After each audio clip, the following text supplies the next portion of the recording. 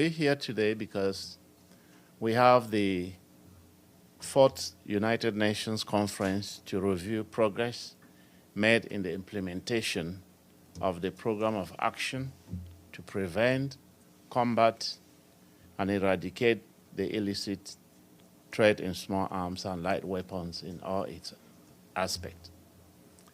The review conference takes place every 6 years. This is the fourth one. The last one was in 2018. And this one started yesterday. And so the purpose of this conversation with the press, with the media, is really information sharing on what could happen. And we will have another meeting like this one on the 9th of July to tell you what did indeed happen. So without further ado, let me present myself. I'm Ivor Richard Fung. I'm the Chief of the Conventional Arms Branch at the United Nations Office for Disarmament Affairs. I'm joined here by two eminent personalities, the Under Secretary General and High Representative for Disarmament Affairs, Ms. Izumi Nakamitsu, and the President of the Fourth Review Conference, Ambassador, you all know the name, right?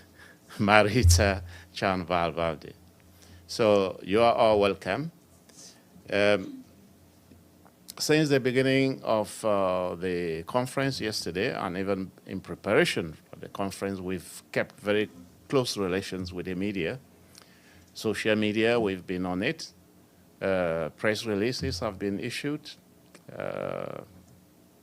tweets, and many other, like Instagram. So we've been active, and the purpose was really to raise awareness, to bring the conference closer to you, to the public. And today you have that opportunity to ask questions more, and we will have answers provided by our special guests. Let me now pass the floor to the Undersecretary General and High Representative for a few remarks on the contents, the substance of the review conference, and the issue of small arms and light weapons in general. And we will have the President of the conference to also intervene. But now, let me start with you, Izumi. Thank you very much, Ivor. Good morning, and thank you very much for coming early in the morning, and also those who are connecting remotely, thank you very much for your interest. I would just make only a very few remarks about the background and why this is important. Why it is because small arms and light weapons are, some people call it de facto weapons of mass destruction. 45% of all violent death globally actually are committed by small arms. And in conflict-affected places, these figures actually double in terms of the impact of those weapon systems. This means actually every 2 minutes, someone is killed by small arms. So the impact is real. As I delivered Secretary General's remark yesterday at the conference, the impact of these small arms and light weapons is by no means small or light. So this is a very important conference. As you can imagine, gender-based violence, both in public, in conflict situations, in crime situations, but also domestic violence at home, terrorism, violent crimes, all these things actually are attributed to the use of small arms and light weapons. And as you can imagine, this also impacts how sustainable development goals might be or might not be realized. So the impact of these arms is quite multifaceted and very serious. And that is why we feel this review conference is a very important opportunity to start addressing these in the real sense, in the pragmatic real sense, and making sure that the international community, the member states, will, number one, review progress, but number two, more importantly, address some of the new challenges that have emerged since the last review conference. Now, this review conference is a once in a 6-year opportunity, so I really hope that member states will take this as a very important opportunity for their actions. Now, some backgrounds for this POA, Program of Action. It was adopted in 2001, so it's been there for some time. In 2005, member states also adopted, within the context of the POA, international tracing instrument. So it's a package of POA, Program of Action, and international tracing instrument to make sure that they will control the illicit trade in small arms and light weapons in order to reduce the impact, especially human sufferings that these weapons cause. Now, there is also a complementary instrument that member states have also adopted. This is called Global Framework for Through-Life Conventional Ammunition Management. Ambassador Chan was a vice president for that process as well, so she's really well familiar with the entire package of how to control and reduce small arms and light weapons and also ammunitions. Now, what are some of the new challenges that we hope member states will tackle? For example, developments in technology that is really creating both challenges and, of course, some opportunities. For example, the 3D printed weapons, I mean, those present new challenges, and there will have to be some sort of a new mechanism to tackle those new and emerging challenges.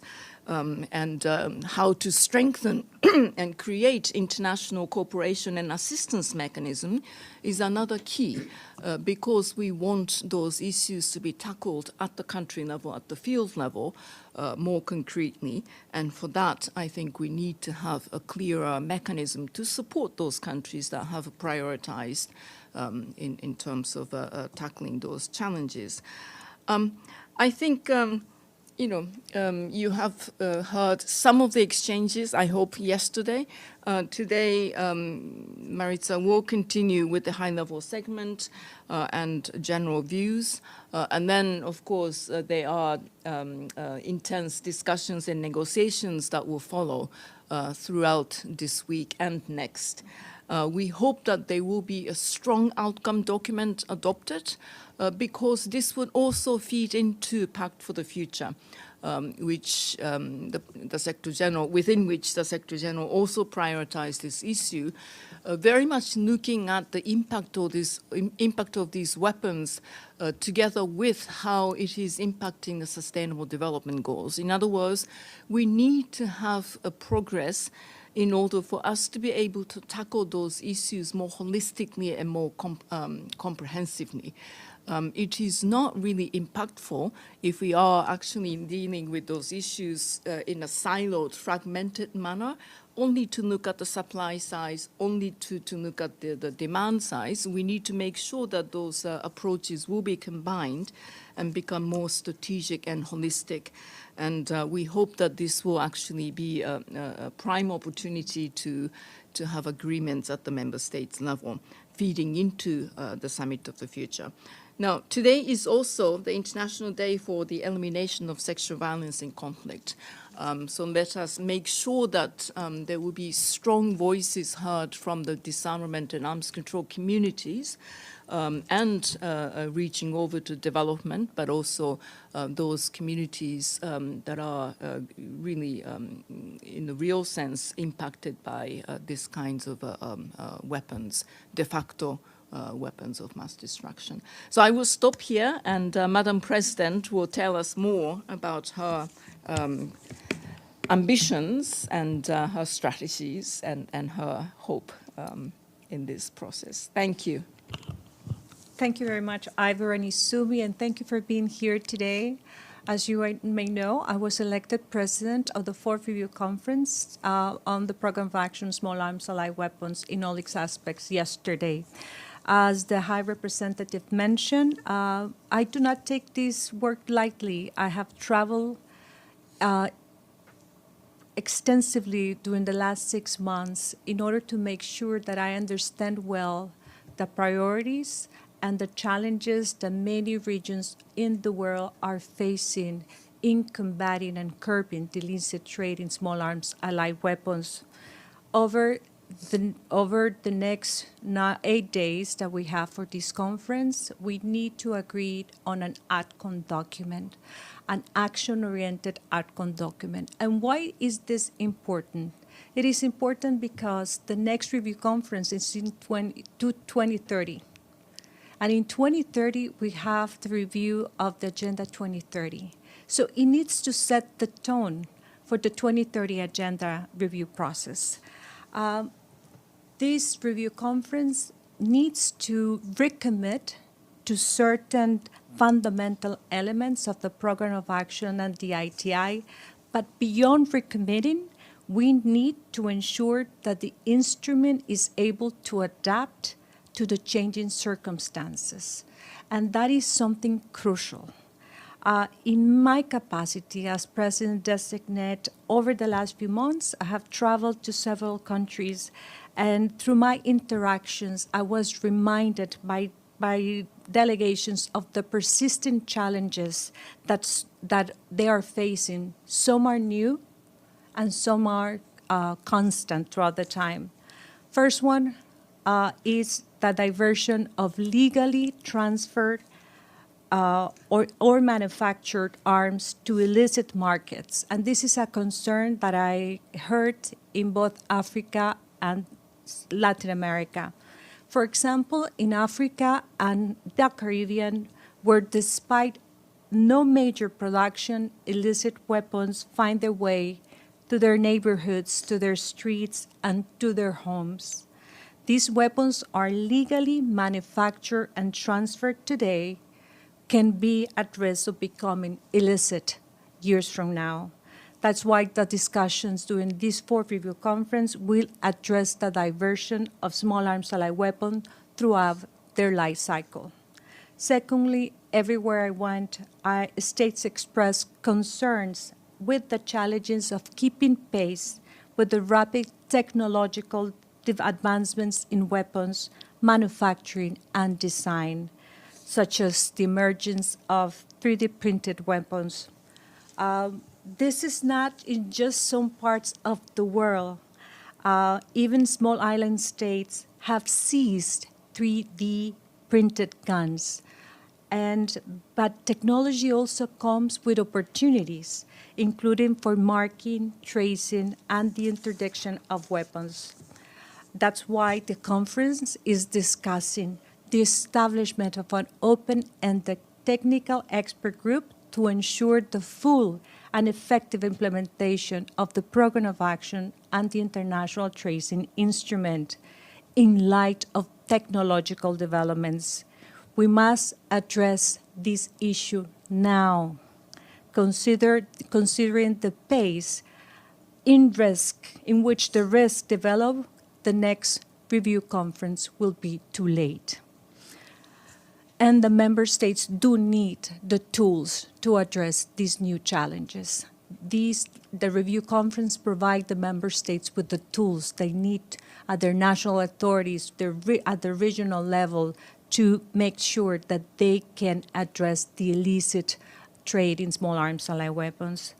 And third is the challenge faced by many countries, and is the lack of capacity and resources for the full implementation of the POA and the ITI. There is a relatively small pool of donors and a high demand for assistance, including capacity building, installed pack management, border controls, marking, record keeping, and law enforcement training, and the financial, material, and technology divide between developed and developing countries is growing. This conference then needs to decide on innovative and more structured approaches to international cooperation and assistance.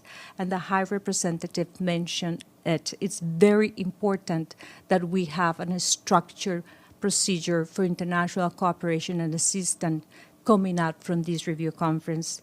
And fourth is gender mainstreaming and women's participation. The POA was born gender blind 23 years ago. During the REPCON 3 in 2018, BMS 7 and BMS 8, we have been solving the gender blindness of the POA. And that means having data, disaggregated data of those most affected by the illicit trade. So in this review conference, I'm working with states to find a way to meaningfully address gender perspectives in the outcome. We have scheduled another media briefing on July 1st after the conference finishes on the 28th of June. There are a lot of, we have the high-level debate yesterday and today, and then we will continue with the negotiations of the outcome document.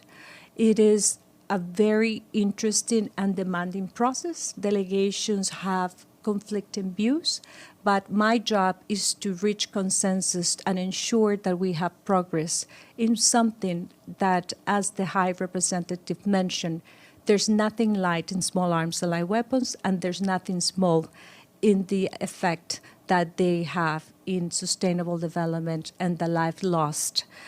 700 people die daily due to small arms, and most of gender-based violence is committed at the tip of a gun. So we do need to address this issue and do it urgently. I thank you.